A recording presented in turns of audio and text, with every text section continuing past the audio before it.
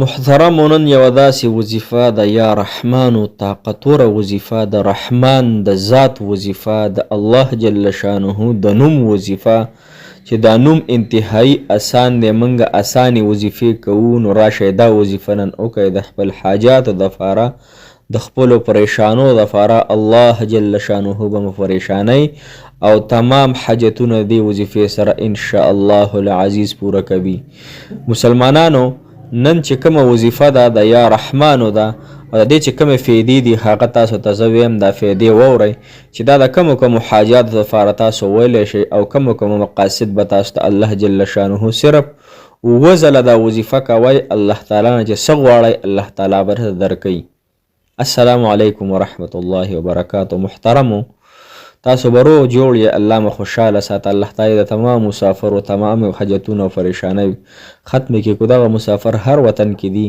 الله تعالی د ورته ښکلې زندګي د عافیت د صحت والا او د ښکلي کاروبار سره سره د الله تعالی خپلو کورونو ته راوستلی کړي.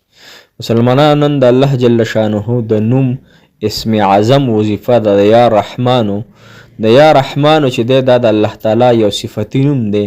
چې الله جل شانه انتهایی رحمان دی په خپلو بندګانو باندې. نو که غواړئ الله تعالی به ستاسو حاجت دې سره پوره کړي. کم کس چې ګوره د کومو مقاصدو دپاره دا ویلی شي تاسو خپل حاجتونه دې کې تلاش کئ، یعنې کم حاجت دپاره ویلی کېږي دا حاجتونه درته بیانوم. کم کس چې اولاد نه وي صحیح شوه اولاد یې نشته دی که ستاسو وي ستاسو په ګاونډ کې ستاسو په چم کې خپلو خپلوانو کې به داسې کس چې د هغه اولاد نه نو هغه به د مازدیګر د مونځ نفس په یو سا باندې یا رحمانو یعنې سا به پکې نه اخلي داسې به ویې یا رحمانو یا رحمانو یا رحمانو یا رحمانو یا رحمانو یا رحمانو یا رحمانو وپیرې به یا رحمانو په یو سا باندې وی او د هغې نه پس چې کومه غواړي چې یا رحمانه ذاته په ما باندې خپل رحم وکړه. دویم چې دی مسلمانانو دله به الله تعالی اولاد ورکي او دا عمل تاسو جاری ساری وساتئ. بل هغه کس دی کم کس چې دا غواړي چې زما باندې بندش دی زه د بندش شکار شوی یم د جادو شکار شوی یم زه متاثره یم نو هغه له پکار چې په یو سا باندې اووه ځله یا رحمانو ووایي د ده بندشونه او تعویضونه او کوډې او منترې دا هر څه به ختم شي. بل مسلمانانو هغه کس دی چې څوک روزانه اووه فیرې د هر فرض مونځ نفس د یا رحمانو دا ورد کوي نو د په صحت کې به الله جل شانه اضافه کوي، د په رزق کې به الله جل شانه اضافه کوي او د مشکلات په اسانیږي.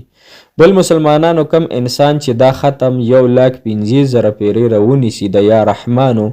نو دی چې څه غواړي هغه به ته الله جل شانه ورکوي. خو دا ختم به انتهایی په زبردسته طریقه کوي. زبردست مطلب دا چې دا یا رحمانو لپس دی دا به په اوداسه کې وي. ګوره اودس له شرط نه دی خو که اودس کې وویل شي د الله جل شانه د نوم احترام دی او دغه وظیفه په داسې انداز کې وکړی شي چې خبرې پکې چا څه ونه کړی شي له لعب کې مشغوله نشي نو دا وظیفه به انتهایی باوضوع او باوقاره شي او الله تعالی به د سره د حاجت پوره کړي. یا رحمان او یا زره پیرې طریقه کار دا دی چې ورځ کې ځان له څه حساب مقرر کړي چې یا به 15,000 پیرې ویم یا به 10,000 پیرې ویم یا به 4,000 هر څونه چې تاسو ویلی شئ د دې حساب برابر کوي او د یا رحمانو ختم وکئ او دغه دوران کې روزانه ورسره دوام غواړئ چې الله ستا د نوم دا وظیفه مې رانیولې د الله زما په ته د زما د فلانکې حاجت او د فلانکې مسله پوره کړي. اوس کو انسان وایي چې زما د حاجت ته لږ زر پوره شي یعنی دا ختم خو ډېر غټ دی نو لږ زر دی الله تعالی پوره کړي نو بیا مسلمانانو روزانه د ماسخوتن د مانځه نفس 2 رکعاته صلات حاجت مونځ کوئ د هغې نه پس 1500 کرته فیرې یا رحمانو یا رحمانو ډیر زیات د زړه د درد نه وای یا رحمانو ډیر په عشق او محبت کې وای نو الله تعالی به ته ان شاء الله رحم به وکړي په موږ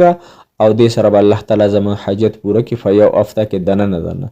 اوس که انسان غواړي چې د دې نه دی هم زر الله جل شانه زما حاجت پوره کړي نو مسلمانانو بره د مازدیګر د مونځ نفس هغه په خپل ځای باندې کینی قبلې ته د مخ کی او 3 کرته د درود ابراهیمی وی د هغې نه د پس 314 پیرې یا رحمانو لفظ وردو کی د هغې نه پس بیا 30 کرته درود ابراهیمی وی او بیا د 11 پیرې بیا درود شریف وی بیا د دعا وغواړي دعا نه پس بیا 11 پیرې درود شریف وی ان شاء الله چې الله جل شانه بر د حاجت او د مقصد پوره کی. یا رحمان چې د مسلمانانو اوس په تاسو ګوره د هر سړي د عمل مطابق او د هر سړي د ګمان مطابق الله تعالی د حاجت پوره کوي. ګوره بعض وخت داسې کارو شي چې الله جل شانه د حاجت پوره نه کړي لیکن د حاجت په بدله کې د بل حاجت پوره شي. بعض وخت داسې الله جل شانه کی چې د انسان د حاجت پوره نشي هو د حاجت په بدله کې د بل مصیبت لري کړي شي د بل آفت لري کړي شي. یا بعض وخت داسې کارو شي چې د دعا او حاجت قبول نشي په آخرت کې الله تعالی د درجه بلند کی د ګناهونو سره معاف کی د الله تعالی راضي شي د مغفرت فروانه ورکړي شي مسلمانانو. نو تاسو په یقین او دهان سره وظیفه کوي او دا ګمان کوي چې ان شاء الله کو دنیا کې قبول نشي نو آخرت خوشته کنه. دنیا خو لږه زندگی ده کو په خوشحالۍ ده کو په غم ده کو په بغیر رشتې ده کو بغیر خاوند ده کو په جګړو ده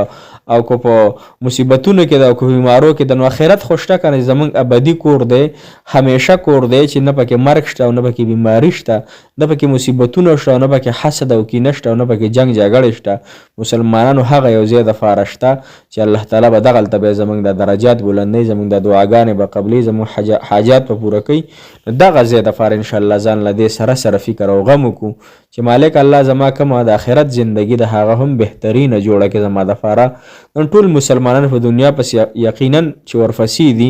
حلال رزق ګټل هو عین عبادت دی یعنی بهترین چیز دی. هغې سره سره ګناهونه مسلمانانو سیوا شوي هر سیټ ته هر انسان په ګناه کې مبتلا دی. نو مسلمانانو 15 وخته مونځ کوئ د هغې سره سره الله تعالی عبادت کوئ وظایف کوئ الله تعالی نه غواړئ. الله تعالی رحیم دی ورکوي خو چې کوم انسان ګناه کوي نو ګناهګار له خو بیا الله تعالی ګناه یو سیټ ته یو سیټ ته نیک عمل نو دا بیا مسلمانانو دغه کېږي. الله تعالی مو حاجتونه پوره کړه. جزاک الله خیر.